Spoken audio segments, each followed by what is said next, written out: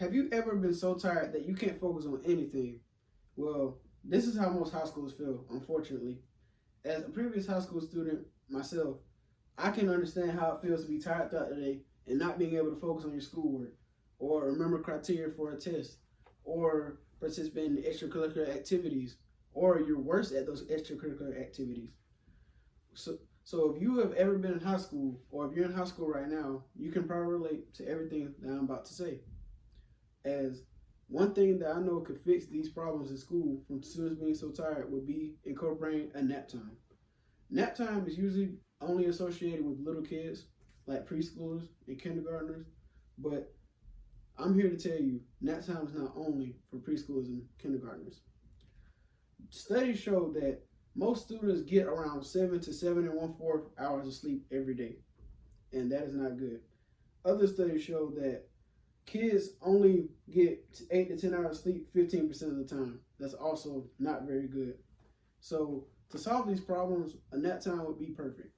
To incorporate this, they would probably put it at before lunch or after lunch, as lunch is usually the midpoint of the day. So for the first problem with no nap time already as it is will be the low test scores. These low test scores come from students not being able to remember or focus and all the things I've said previously. But with a nap time, this would go away as students would be more focused and their minds would be clear and they could remember all the criteria and stuff that they went over in class the day before or they studied the nights before. And another thing is, studies show that students can get cranky without getting enough sleep or moody. They're more fatigued, they get sleep deprived, they start abusing substances such as drugs, and they can also trigger mental illnesses. That, with already what they're going through enough in school, could be too much of a drag for students to bear with throughout a whole day of 7 to 8 hours of school, plus extracurricular activities such as sports or clubs or band. So fixing this, students would be getting more sleep, they would be happier, stuff would go smoother in class, there would be less disruptions, there would be less disturbance, and everyone, the teacher, the staff, and the students will all have a better all-around school experience. And it can also help them in the long run. If students get better grades, they could get into better colleges, which could also end up getting them better jobs. So take that into account.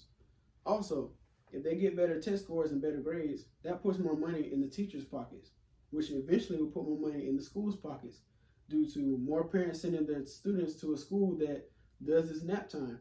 And that school is getting more students, which gets them more money and can get them more money for a sports team or renovating the school or just anything that school needs to get better. So with all that being said, I just want you to take into account everything I just said, and that remember that students already are not getting enough sleep, and that a nap time would probably help what they're already going through. And in class, it can help them there. It can help them also outside of class, because students are already going through their own struggles of having to manage a schedule between class, after class, studies, home, and any personal stuff that's going on at home.